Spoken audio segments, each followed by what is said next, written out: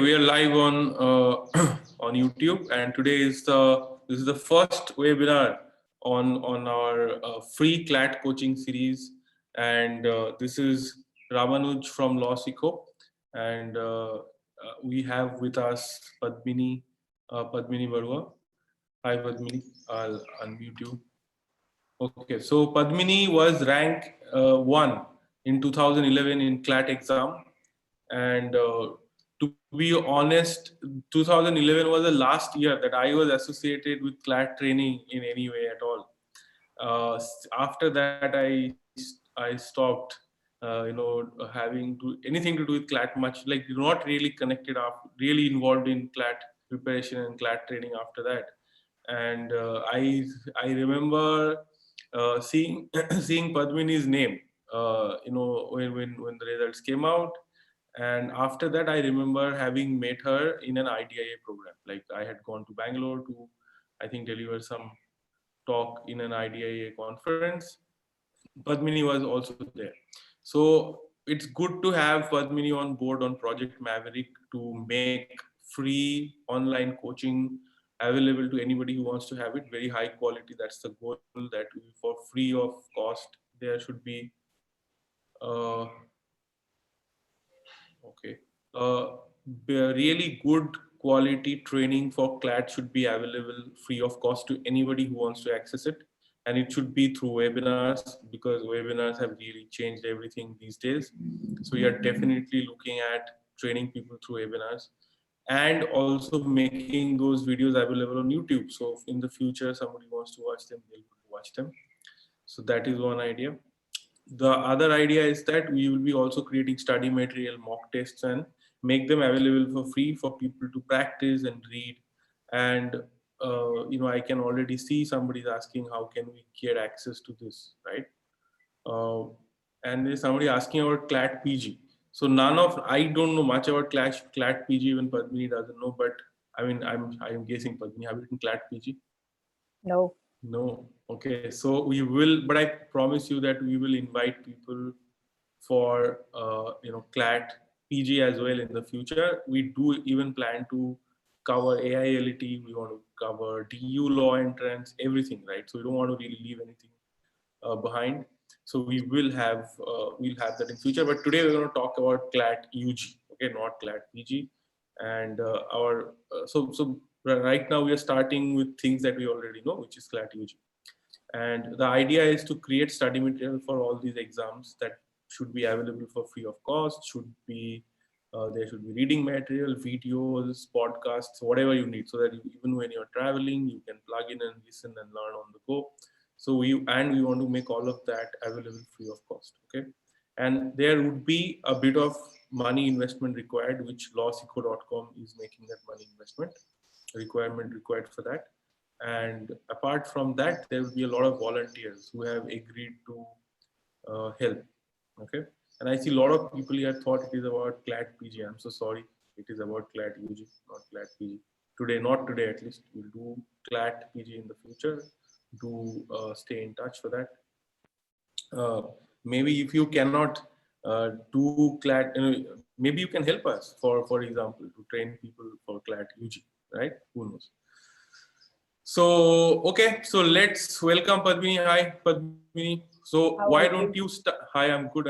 So I am guessing that some of the people who are attending today knows about me and knows about LawSikho, but why don't you introduce yourself? You, of course, I said that you topped in CLAT in 2011. After that, you went to Bangalore. Then tell us more. Sure. So 2011 is 9 years ago now, but I still remember the day that my results came out very clearly, because you don't forget something like that easily. So I was very lucky and fortunate and blessed to have that rank in the first place, and it allowed me to go on to NLS and acquire a good legal education for 5 years. So during my time there, I did a lot of work in legal aid clinics and with the Legal Services Center, and my interest leans towards human rights law, therefore. Right now, I'm pursuing my master's in public policy at the Fletcher School of Law and Diplomacy in Boston, and I focus on gender and migration and human rights. So that's what I do. And I'm to be able to come on board Project Maverick as your managing lead. think one of the challenges I encountered when I was preparing for CLAT was finding quality content to study from. And the paid resources themselves weren't enough for me to be able to rely on them effectively. So I'm looking forward to contributing to an accessible medium. Right, and I think that's something very good that you pointed out. Even when we were, taking coaching at my time, I did not write CLAT. There was national admission test for different exams, different Mm-hmm. universities, and I wrote NUJS entrance, and I was the incidentally also I was the second topper, joint second topper in that exam. But at Congrats. that time, thank you. At that time, there was, however, a big dearth of. I mean, I'm sure things improved by the time you came along, but in our time also there was like we had to mostly rely on books, textbooks, and those textbooks are not created keeping law entrance in mind. So, for example, we would be studying maths books that would be a general maths books, or we would be studying a analytical reasoning book, which would be made written for some other exam, maybe Mm. bank PO, or written for some other exam, maybe UPSC, and we'll have to study those books.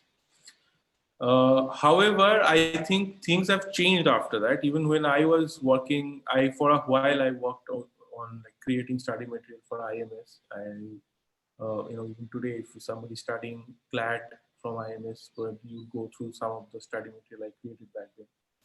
And a lot of that also, many people created good content after that. So I would expect that there would be better content. And then also there are platforms like CLAT Gyan, we should mention them. CLAT Gyan, I think, did a good job of bringing out a lot of content in the public domain where you don't have to pay for it. But everything said and done, at the end of the day, what is available publicly is not up to the mark. Like it'd be hard for us to tell somebody, look, you can just access publicly available material and do as well as anybody else in the exam. So you have to probably go and take up some coaching. Did you take up any coaching when you were preparing? Yeah, I did. I signed up for a year-long course with, am I allowed to take names? Yes, go ahead, please. Why not? Sure. I signed up for a year-long coaching with Career Launcher at the time, and I took some practice tests from Sri Ram. Okay. And it was good. I got a good sense of how the exam would be structured. But Guwahati, which at that time wasn't the most competitive place to be preparing for CLAT, the Northeast remains quite underdeveloped in many ways, as you know, I'm sure. And the other thing is, I always felt like, especially with GK or with keeping on top of practice tests, there just wasn't enough material. So CLAT Gyan had just kicked off a year ago before that. So I relied on that a little bit for especially GK. Okay, great. That's awesome. So, so today's topic is that if somebody has to prepare in very less time for CLAT, okay, what are the challenges we are talking about? What challenges we are facing, and how can we best handle them, right? So, one thing that we can start from is past year's papers. I think past year's papers is something that, when I was preparing, it was like my, what do I say, compass, right? You go through like the compass, shows you which direction to go. I think your past year papers are kind of like that. By looking at the past year papers over many years, and now there are like what 2008 to now, so there are 12 years of CLAT paper, 11 years of CLAT papers, past year's papers. By looking at them, you can tell a lot about what kind of uh, questions have been coming and what people think. And of course, the papers are different. There are different kind of questions. Sometimes the pattern also changes.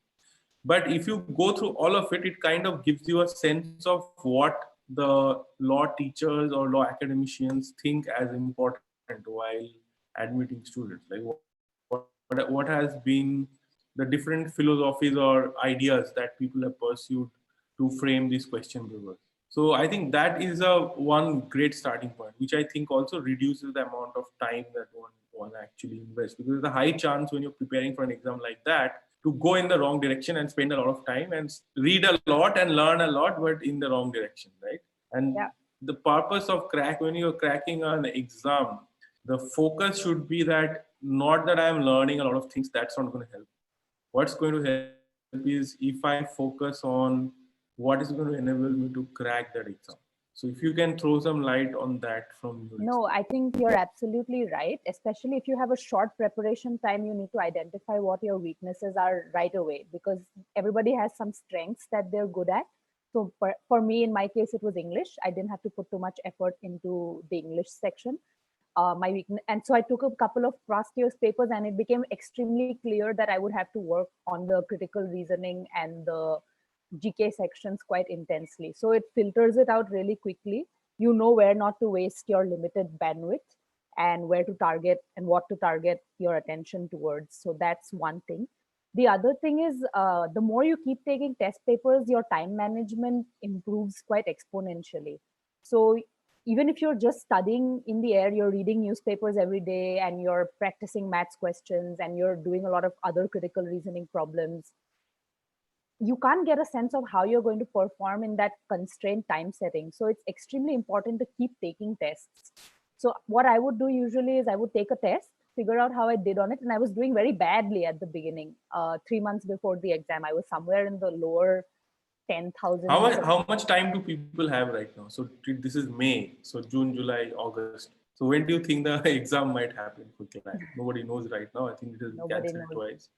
Yeah, But last I read was May 24th, but I don't think it's happening then.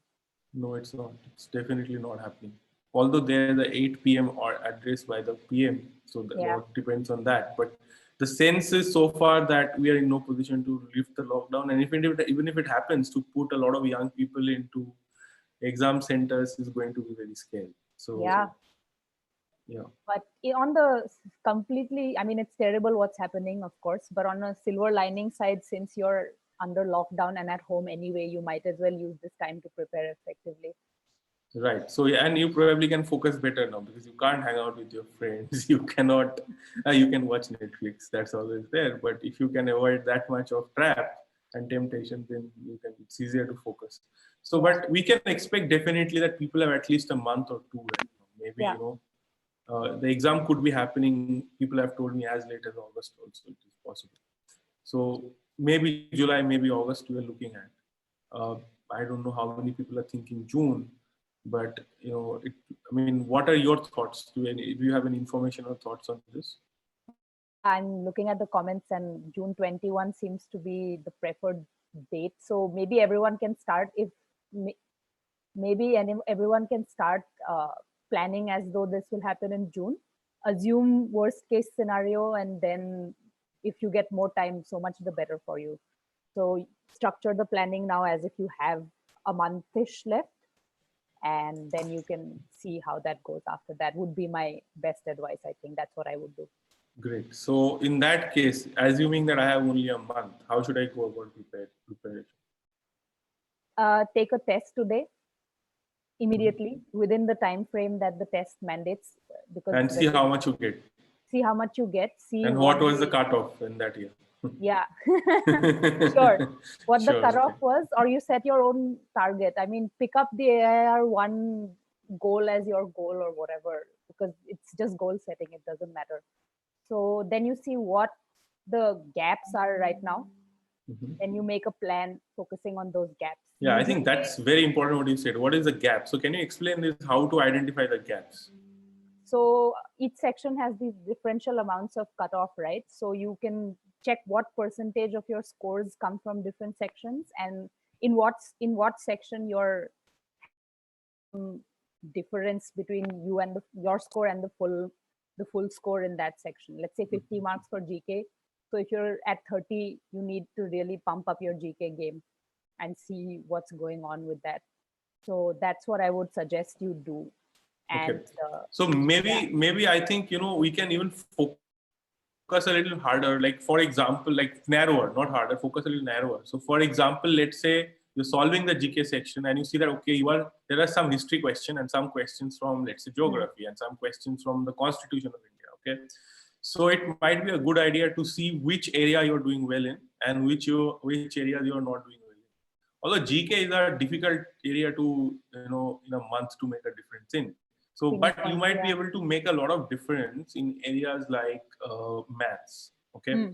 So if you see that okay, there are time and speed questions, arithmetic or whatever. Like, there are some whatever questions that types, if you can identify, and you see that certain types of questions you are solving well, and there are other type. So there are two factors. So solving well, there are two parts of it. One is that you are solving correctly, and then you are solving within a specific amount of time. So I strongly suggest, at least this is what I used to do when I used to teach and when I used to prepare. I used to say that, okay, what is the time I'm going to give to one question? Okay. So for example, if I say a maths question has to be solved in 2 minutes, not more than that. Okay. So I'll see that, okay, are these type of questions I'm solving correctly? That is one factor, but am I solving them under 2 minutes? If I'm not solving them under 2 minutes, then I have to work on that. And I think it is very important to pick up easy wins. Right now, there are easy wins that you can find rather than doing the hard stuff. It is very tempting. Okay, I don't know this. This is very difficult. Let me learn this first. No, it's much better if you can identify easy wins. So what I would do is that while I'm taking the mock test or taking the past year's paper test, actually I prefer past year's paper than mock test, especially unless you have done them 10 times and it is done and dusted, like the questions by heart. That's a different scenario. But otherwise, when you're practicing, maybe you can identify questions and then you can see the questions you are answering correctly but taking too long to answer. I think those are the first to target. That can you reduce the time you're taking by using either some technique, or maybe some teacher can help you to figure out how to solve this quickly. Maybe you can understand the basics better, then you'll be able to solve them faster. But the idea is that the ones that are frequently coming, the types of questions that are frequently being asked, can you reduce the time? If you're correctly answering them already, can you reduce the time you're taking so that it comes under the cutoff you set for that type of question? For GK, for example, I had a rule that, I'm not going to spend more than 10 seconds on a GK question. 10 seconds, 15 seconds, because it's not likely that if I, instead of 15 seconds, what if I spend 1 minute? Will I answer it better? And my experience was no. Like, if I spending more time, you're not going to answer it more accurately. Yeah, you know it or you don't know it. And I understand that there are concerns that the paper pattern has changed this year. So maybe taking last year's mocks might not be helpful. I think I'll respectfully disagree with that. I think even if the pattern changes a little bit, the kind of questions you can expect are not going to be radically different. Yeah, what they think is important to ask you is not going to change, even if they change the pattern. Like what is the change in the pattern exactly? The questions numbers have gone down from 200 to 150 as far as I know. Yeah. And the negative marking remains the same. I think you have a mark and then minus 0.25. Yeah, I think they said they won't check legal GK or something. Right. I'm not sure though. Yeah. So yeah, legal GK. That's right. Legal GK. So I think the very important factor either way would be here to be able to identify types of questions. I mean, how you are going to use your time in the next 1 month that could change the outcome. So maybe you can tell the story of yours. You're saying that when you started doing the mock test, you're not doing well.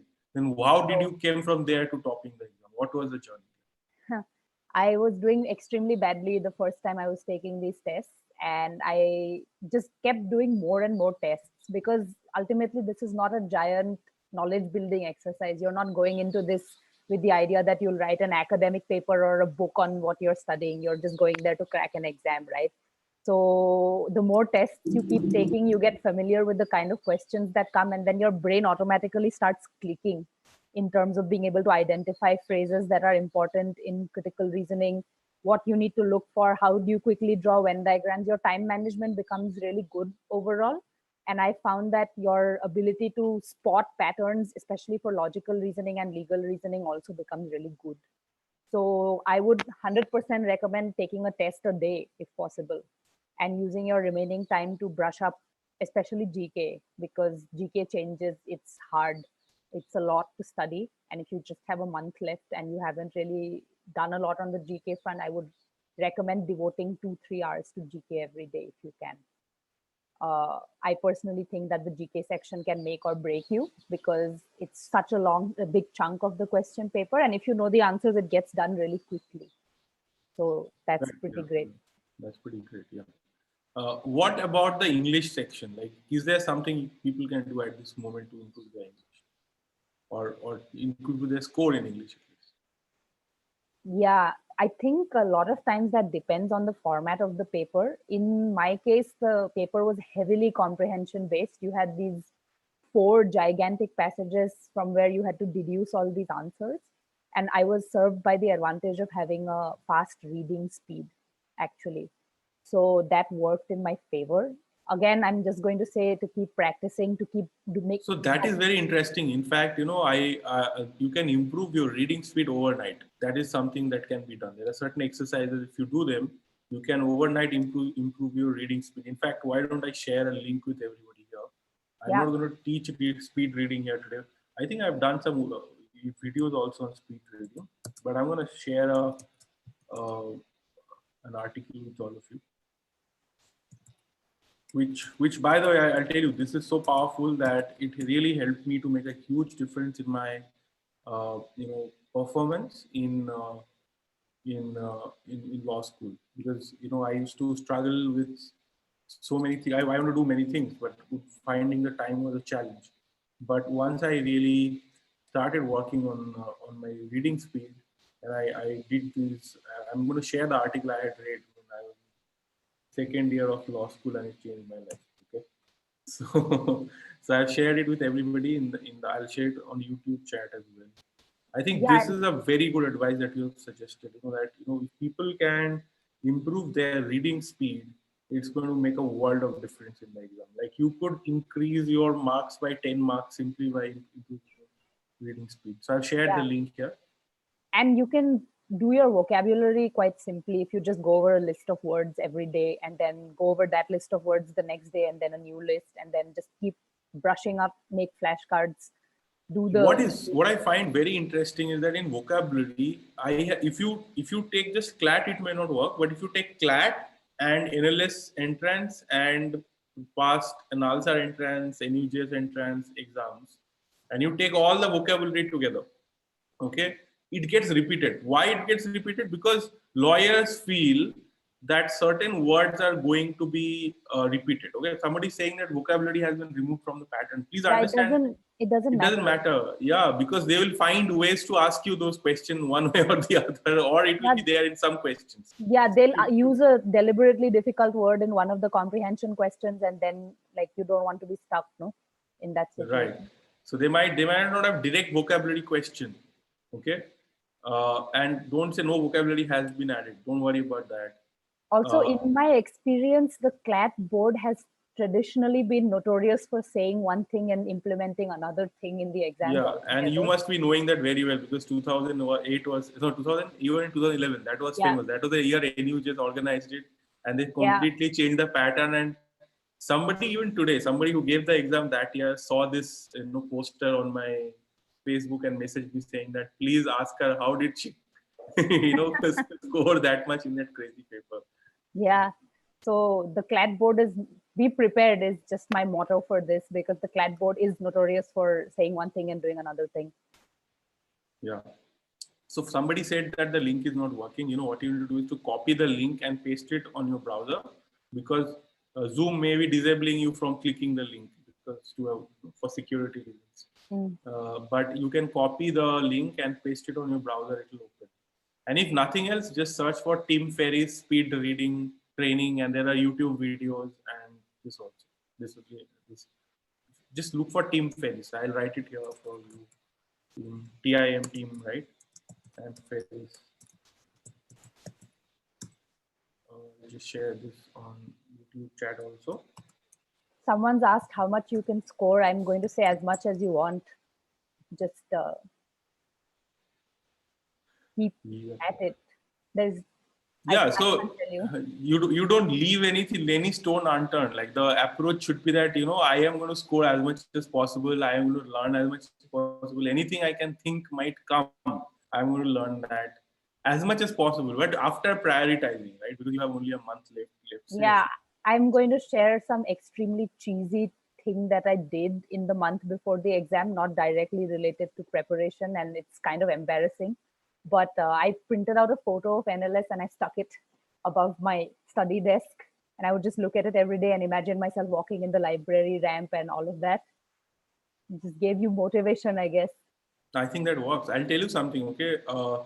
Motivation. So the first time I wrote the NUJS entrance exam, okay, they gave me a paper which was mixed up. Like the pages were mixed up by mistake. Like the person who printer mixed it up in a way that paper, like the after page 1 it was like page 9, and after that page 13. Like it was Oh, weird. wow. Like, you and in an exam when you are trying to answer it fast, you just it's nuts, right? And so they and then they went to get a replacement, and I got it after 15 minutes and all of that. Okay.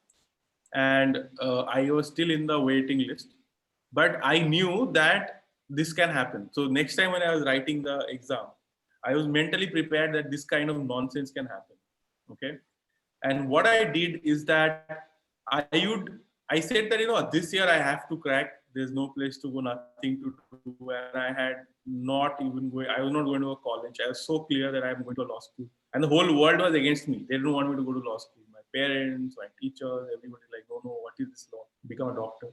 So now I was like so hell-bent that I have to go. So what I used to do is that every day I used to meditate, close my eyes, and literally imagine myself in the exam hall, and that I'm there's like that moment calm before the storm, right? So like that, sitting, and I'm just the answer paper, like the question paper is right in front of me, and I'm like sitting there waiting for the moment when the bell will go off and I start writing and start answering questions. Okay.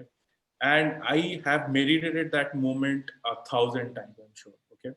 And that kind of always kept me going, like so I used to imagine myself like the Terminator. I had watched this movie Terminator, so I used to imagine myself as a Terminator, like nothing stops me. Like I would take a book and just go through it, and I'll read a whole book in a day. Like imagine like a Universal's CLAT book or something, and I will read the whole Universal's CLAT, this fat book, in like 7 days, because I'll read it back like from front to back and I'll answer all the questions. May get it wrong, but I was doing this non-stop. Okay. Very fast, and just imagine like the Terminator going, and whatever comes in his way, he destroys and goes ahead. So that was like my motto. Okay. And literally I used to imagine myself, and when I will start writing, uh, the exam, it was the same thing. I used to imagine myself that I'm the Terminator, and one question at a time, I will decimate everything on my way. Okay. Yeah, these things work in strange ways that we don't understand yet. I think it's No, it is a very well understood. Sports psychologists actually apply this. Of course, we don't have coaches of that level, but if you, for example, if you read about Michael Phelps, okay, who was the Olympic, like he has won the highest number of medals in a Olympic, in a single Olympic, 7 or 9, I don't remember. Okay, so he has won like every swimming event in an Olympic that is there to win. Okay. Yeah.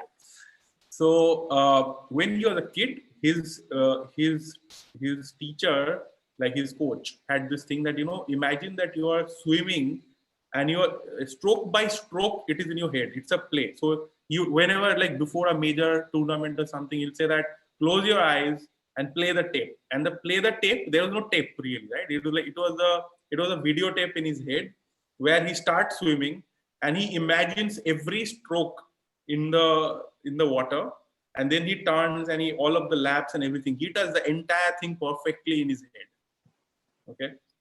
And then it puts him, it's called priming. It primes you for a high level of performance. So it's something that's real. I mean, it's psychologists do it all the time, and it has its own explanation as to why that works, because you are so very interesting. Another thing that other sportsmen also do, they actually practice their movements in dream, because in a dream sequence it's a perfect practice sequence. So you can dance, you can do a vault in your dream, and anything you can do in your dream, because you are aligning your neuron connections, which allow you to do all the complex tasks. You can do it when you are awake. So if you practice something in your dreams, then you'll be able to do it when you are awake. Anyway, so that it I think also pushes you, I think, at a certain subconscious level. It pushes you to do better. Do better, right? So I think that is very, very important. People are asking your CLAT score. It was 173. 173 out of 200, right? Yeah. Okay. Yeah. Now beat that. Okay. Yeah. It's been beaten before, so it can be done. Huh. So I think the mental preparation people do not always take into account, that you have to prepare your mind for a high performance. It is not only about reading and knowing the stuff. A lot of people break down. A lot of people during the exam, they get distracted. They feel too much under pressure. They miss out the questions they should have answered, and they spend too much time on the questions that should not be spend time with. So in Yeah. every exam, there are, like, this is my hypothesis, there are 25% questions which you should not touch. Okay. Those questions are like time traps. If you try to solve them, the bad thing is that you can solve them, but they will take like 3, 4, 5 minutes of your time and you are out of the game. If you solve 5 of them, you are out of the game. Mm. So it's very important that you should be able to pick up those questions, and you should be able to avoid them altogether, because you don't have to answer everything. Yeah, so I'm going to come back to my song again and again. The more you practice, the better you get at identifying these things. And so just keep taking tests again and again and again. That's what I'll keep coming back to throughout this talk, So because I just really practice understand. like past year's papers, get the correct answers, then practice again, and practice like 30 papers, not just 12 papers, but like 30, 40 papers. So I had this thing that any of my students back then, I say you must have 50 past year's papers. I don't know, I don't care from which law college, right? Which law entrance. It Everything counts, because if somebody once, imagine there was an entrance for NLU Jodhpur in 2007, and they thought a certain question is important to be asked. That means that some other person, some other human being who's in a creating the test today might think that question is important again, or something in that line may be important again. And history repeats. History always repeats. Okay, so you have to like practice all the past year's papers, and it is not because that somebody today will see that paper and will ask questions from there, although that has also happened. Okay, we have had CLAT papers where people simply lifted questions from like a old past year paper, Yeah, and I've seen anybody who that. solved that past year paper just like just got it because they just knew those questions, right? Unfair advantage, but it happens. So definitely past year papers is like should be your bible, and you should solve as many of them as possible. What do you think of negative marketing? Like how to handle negative marketing? Yeah, so the thing is, in my year, there wasn't negative marking. So take this advice with for somebody who's written exams with negative marking, but not CLAT. What I would advise is to bucket your categories of questions into three categories. One is I absolutely don't know what the answer is, and you don't touch that. You don't even go close to it. You ignore it and you throw that question out of your Existence, it doesn't existence. exist, Don't touch right? it. So The you should other, answer the ones that you can answer. You definitely know the answer. You should answer them first, right? yeah, just go for those first, and then check, take a look for the next bucket. It's questions you're pretty sure you can answer, but you kind of are a little bit But you uncertain. have to like apply your mind or like something like that, or Yeah, because you remember something. Yeah. yeah, because at the end of the day, the amount we definitely know is not likely to be more than 25 to 30% of the paper. So you have to play some calculated risks at that point of time. So I would say for the questions you're mostly sure you know how to solve those after that. And then One thing that people should do is, I don't know if you'll agree with this. I don't know if you did it, but go through the whole paper once and see what is there in it. What are the big questions? What are the small questions? Which ones are quickly to be answered? You can spend 10 minutes researching that. Do you think? I think that might be a, absolutely. yeah. Spend 10 minutes studying the question paper, understanding and marking things out. That these are the questions I'm going to answer first. Yeah. Like you can have your symbols, right? That you can put on the paper, saying that these are the questions that I'm going to attempt first. Or is it like entirely online now? How does it work? Can you do that now anymore? Or do you get a paper question? I don't know. You also don't know. So guys We'll who are get attending, somebody, tell we'll get us. somebody more up to date to discuss these matters in the future. Yeah. So you are But I think inviting a it's true. 2019 CLAT topper. You are inviting him to take a webinar next, right? Yeah, that's right. I think they're tuned into this talk as well. So hi, Okay. if you're Okay. If there. you are there, then please share this. What happens these days. It's not online. It's paper-based test now. Okay. Good to know.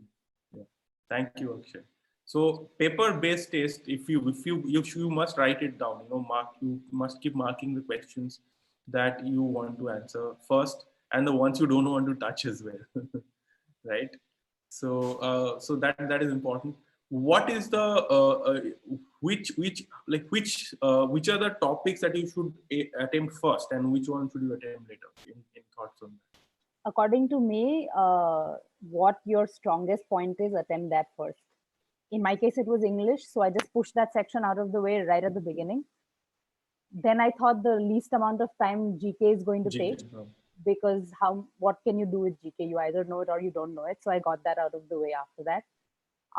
Then I got maths out of the way, because that takes time for me to sort of get cracking, and I'm a little bit uncertain about my mathematics. I was at that point. It's gotten better now that I study it. I left logical reasoning for the end, because the questions are big paragraphs of critical reasoning, and you really need to spend time thinking about it. I managed my time well, so I had a big bucket of time at the end, and I got 5 minutes to revise also. So that was good. Somebody's asking, how many mocks should you take in a week?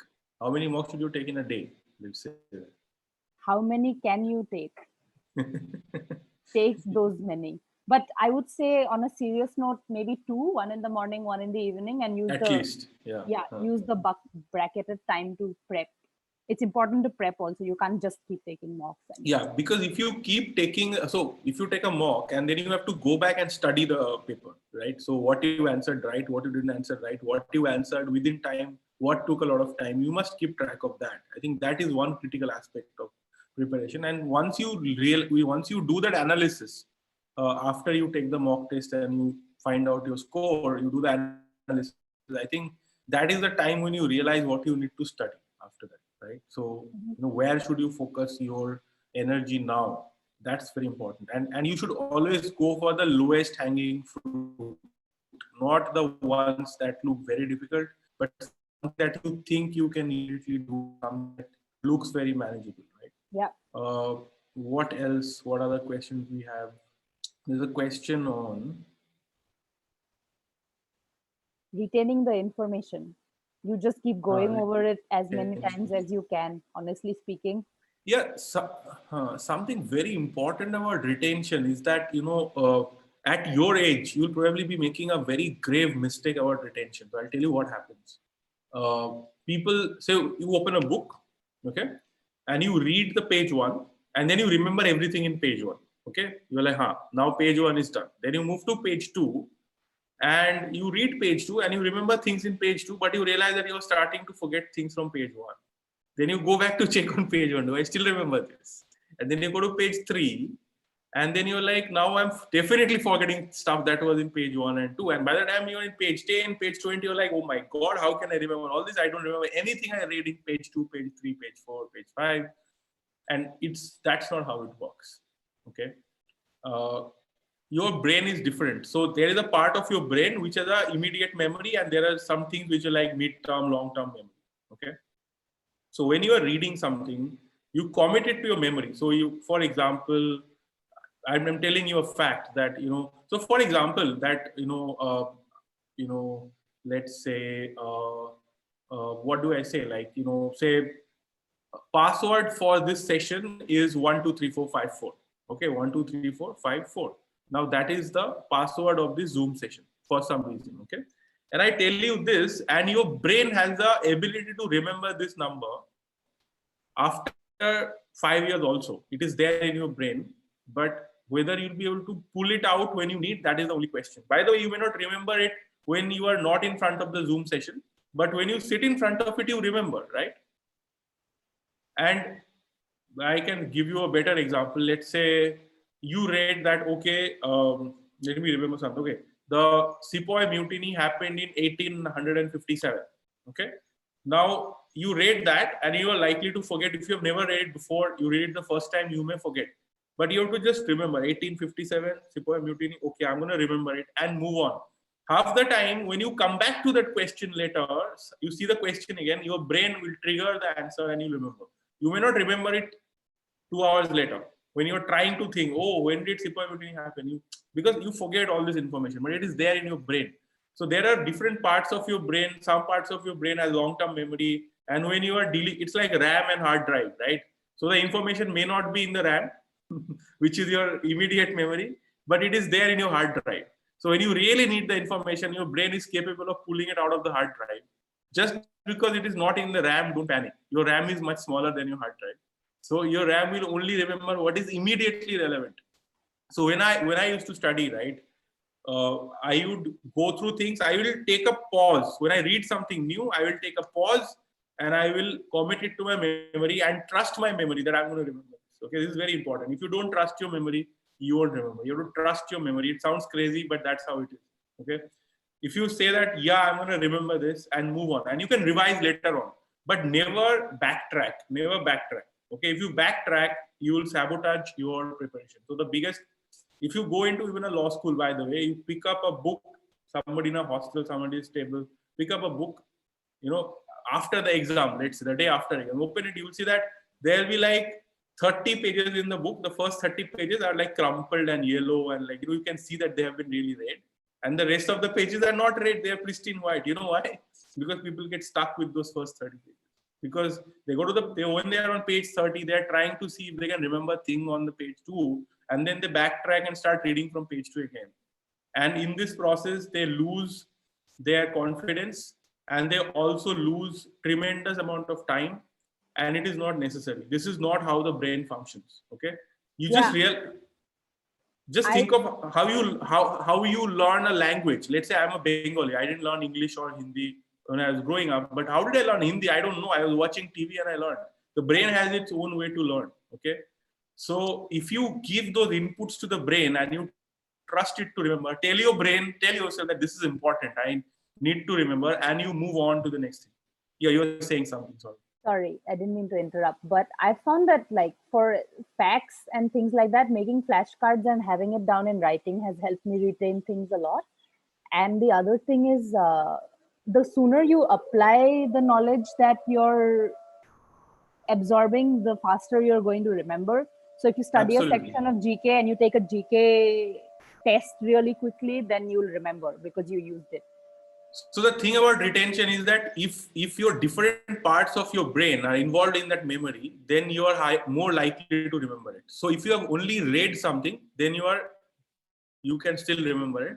But if you have read it and you have written it down also, then a higher chance of remembering it. And if you have seen a flashcard or a screen or something about the same thing, then it's an even higher chance of remembering, because now that information is not in one place in your hard drive, but in multiple files. So when you're looking for it, it is much faster to find it, and your brain has developed better connections about that information. So that information is well related to other things also.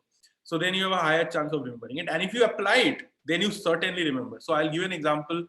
I know 156.3, section 156.3 of CRPC, exactly what it is. But if you ask me what is 156.2, subsection 2, I don't remember. I don't know what is 156.1 either.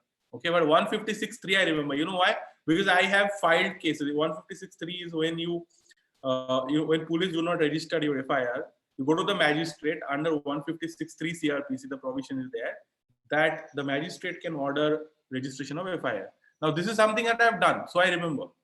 So anything you have applied, you remember. So when I was training myself for vocabulary, and I was a Bengali medium student, and my English was pathetic. Okay, so I had to improve my vocabulary overnight. And what I did is that when I learned a new word, I created funny sentences with it. So somebody give me a really weird word that you don't know, or a new word, some difficult word. Anybody? Anybody in the session? Okay, you can also give me, but maybe one of the students can give me a session.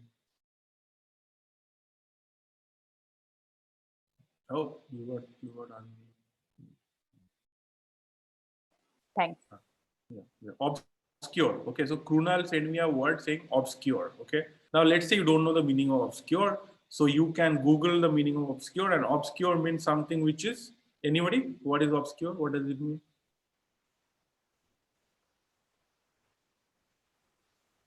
Okay, so it can be remote. Okay, it can be something which is very distant. Okay, it can be something that many people don't know about. Okay, very few people know about this place. Okay, so place or thing or obscure knowledge. It could be obscure knowledge. It can be obscure village. Now that is the meaning of it, and you read it from the dictionary.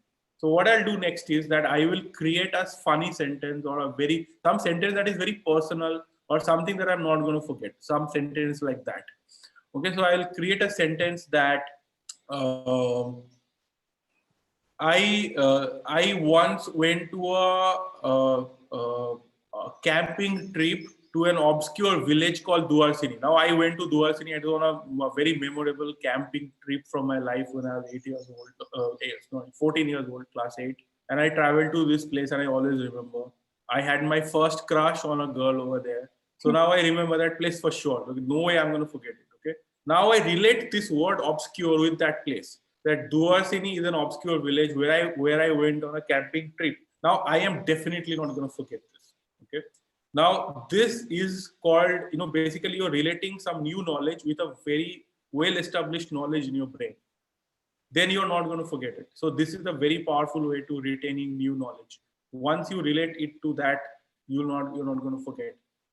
There is something called memory palace. I don't want to like go too much into that, but if somebody is interested in developing superhuman memory, there's something called memory palace. Okay, memory palace is like imagine a room that you know very well. Okay, like you know every furniture in that place, everything. You can remember every inch of that place. Maybe your bedroom, maybe the room in which you grew up, maybe your drawing room, some room that your flat, you just remember everything over there, right? And then if you want to remember something, you have seen the magicians who can remember all the numbers. People randomly tell them and they can say it back, forward and backward. How can they do it? Because they associate each of the numbers or each of the information with their room, like each furniture. Like you enter the room, there's a chair. So somebody says some information, they associate with the chair, that this thing is sitting in the chair. And then there's next to the chair, let's say there's a piano. So next thing they said, okay, and another information to the piano. So then they can remember a lot. This is called a memory palace technique for remembering massive amount of information. Okay. But you don't need that. I'm just trying to tell you that your brain is capable of remembering things way better when you associate new information with very well established old information that is very close to you, right? So it's just something that if you want to remember, right? Remember things and not forget. This is a very useful technique, and it is not hard. By the way, it may seem a little weird on the day one, or maybe not even day one. Maybe for the first 1 or 2 hours, it might seem difficult to remember. But as you keep doing this again and again, it becomes a second nature. And in a flash of in a blink, you'll be able to associate new information with old information and then retain them better and recall them. Sounds good? Should we field some questions from people? Yep. Let's do that. So questions. Okay, let's see on YouTube if there are any questions.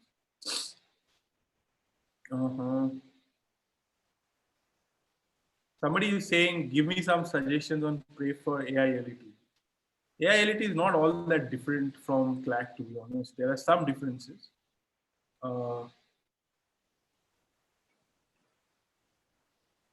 Somebody give me a word. Know about my experience in NLS.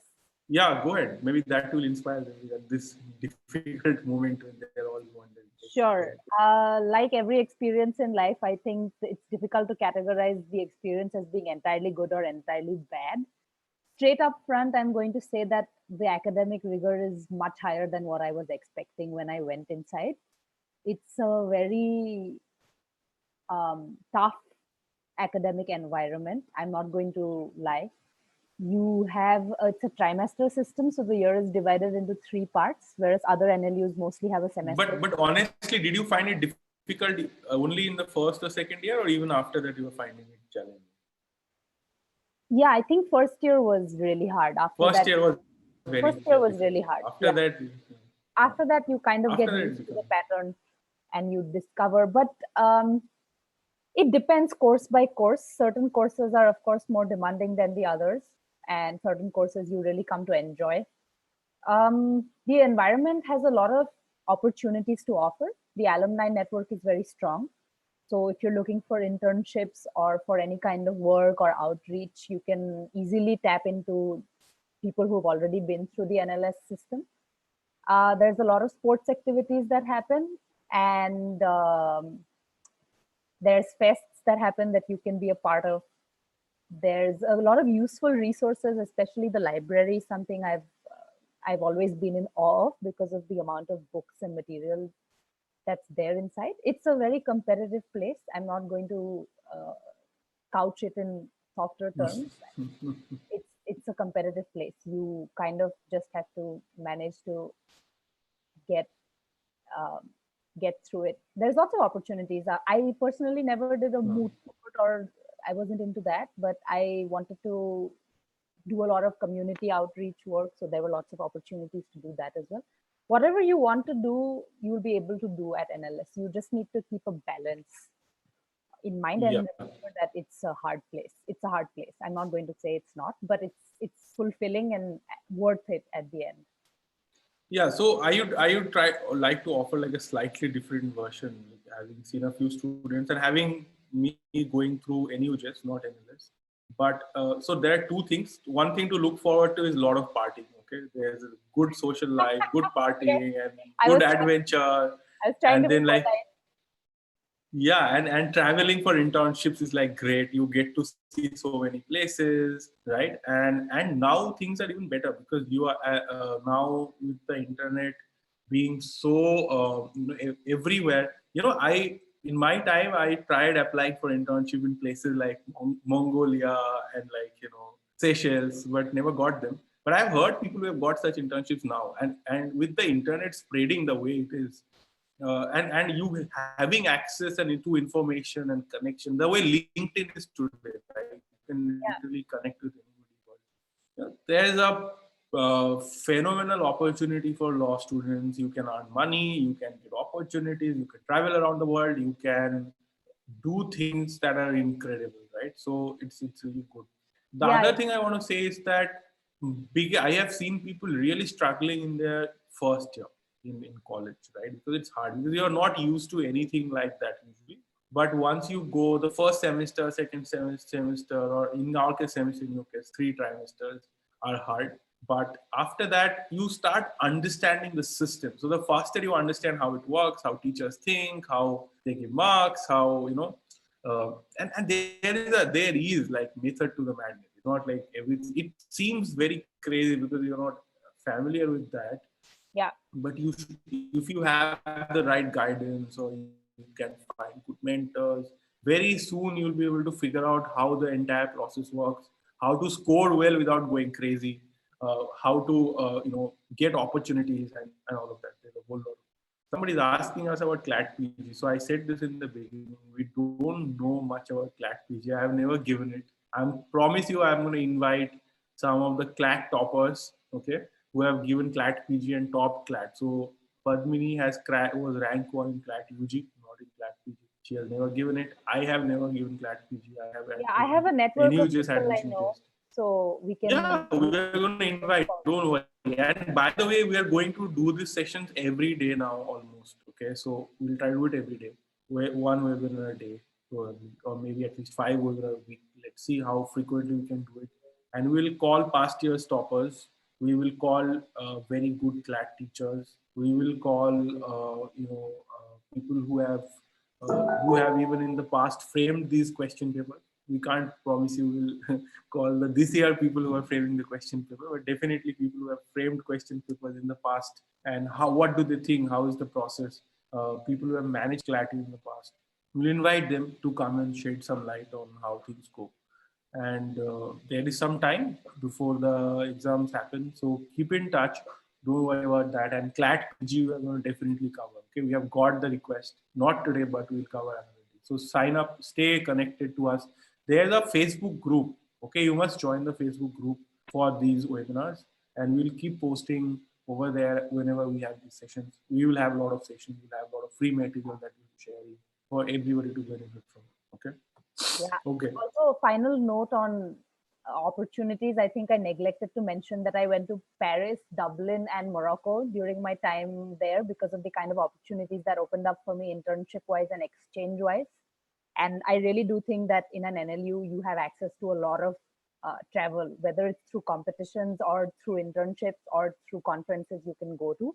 And Absolutely. you meet a wonderful collection of people from extremely diverse backgrounds, and it's very inspiring that way. So, something to my classmates are doing some fantastic work now, and they're my network for life. So that's Yeah. there. Padmini, can we give somebody's email ID, maybe your email ID, for people to connect so that if they want to be added? Some people are saying that where is the Facebook group link, etc. Yeah, Can we ask? I'm going to drop them my LawSikho ID because that's Yeah, what I'm using yeah, right now. exactly. Padmini at the rate Okay, I already. lawsikho.in. Yeah. Okay, I'm going to share this in YouTube also so that everybody can see this. Okay, guys, if you have any questions, don't have access to the Facebook group, you don't have access to any of that, just write to us. We'll add you. You have any requests also? Right now, Yeah. you can put in the mail.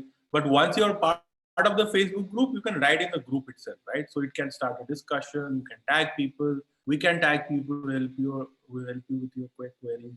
So we are looking to build a community where there are many people and we can all help each other with your preparation, with your questions, with your doubts. So we are going to do this. Okay. So definitely be a part of this, and CLAT PG people most welcome. We are going to help you too. People who are Yeah. writing LLB, DU, LLB entrance or any other entrance, Maharashtra common entrance test, whichever, the 3-year exams, 3-year, AILET, anything you're going to write, just let us know. We want to help everybody. Okay. Anybody wants to come live and ask a question to Padmini or me directly? Anybody, you can raise your hand. Happy to take some live questions before we go quickly. Anybody? What's your opinion on the new CLAT pattern? We are going to do that. Don't worry. We're going to We'll call. cover it. Do you want to answer this, or should we say that we are tomorrow or day after you will have the toppers from CLAT 2019 and some people who have really studied this pattern and give you feedback? Yeah. Or you have any quick comments you can share? Yeah. Honestly speaking, this may sound a little bit existential. I don't know. I think at the end of the day, you can't really do anything about the fact that the pattern has changed. You can just give your best preparation at the end of the day. So I personally don't have an opinion on the new pattern, except that 150 questions is a lot less than 200 questions. And that's probably going to be an advantage in that sense. And as for the rest, I think if you keep your preparation straight, it's going to be fine. Like, I wouldn't worry about it. Yeah, and more things change, more things remain the same. Trust me, I have seen so many changes in patterns over the years from the time when people used to write separate papers for NLS and UJS and every other university in New Delhi. From then now, there is at least a CLAT. And, the pattern change is not an issue because that time every paper had a different pattern. It doesn't matter, right? But at the same time, you'd see the person who's doing well in NUJS entrance also cracking NLS entrance and also cracking Nalsar entrance, right? Or any other entrance for that matter. So if you are thinking that no, it is only the pattern that matters and your performance will be so different in different patterns, it's not like that. No matter what the pattern. So basic thing they will test is your knowledge of English, reading comprehension. They will test your vocabulary, whether there are separate vocabulary questions or not. They will test your basic mathematical reasoning. Can you get basic maths questions? They will test your logical reasoning, current affairs, GK. They will test you on legal reasoning. So all of that remains pretty much the same. It doesn't matter how many questions more. Those are like, smaller which you for. But in the end of the day, remember that it's you being able to, whatever the paper comes, it will be the same for everybody. And you being able to answer as much of that as fast as possible and being able to pick the right question. Half the battle is picking the right questions to answer. If you pick the wrong questions, then you're dead. If you pick the right questions first, you answer them, and then, that is also something very important. Okay. What are the best and easy to understand books for preparing for CLAT exam? We'll do a full webinar on this. Okay, we're going to talk about study material and books that you can use. we'll get there, and we're also designing content right now, so all inputs would be welcome on what kind of content you want to see. Yeah, you can tell us what kind of content you feel that is missing right now. If you had that, it would be much easier. Yeah. You can say, for example, you want daily GK updates, whatever, anything, right? Okay. So any quick feedback, anybody? You have any quick feedback you want to share with us? Okay. So should we continue doing this session? Do you want us to do one session every day, or do you want to do one a week? What do you prefer? Tell us. What kind of people do you want us to call for these webinars going forward?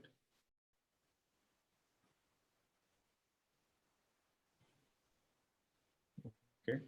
Prerna, Mane, Akshay, Kamatu, Panjali. 3 people out of 23 at least have found it useful. Okay, let's try an easier way. Okay. Imagine 0 is horrible and 10 is very good. How much will you, rate us between 0 to 10? Quickly. Only God is 10. Okay. Okay. Somebody's giving 1,000. So everybody's in 10. So just think of it. If it was not 10, if it was 9, what could we improve? No, Sahil Akolkar is like very unhappy with us. Okay, Sahil got it 0. Tell us what could we improve. Okay, fantastic. Good. We'll cover you also. Sorry.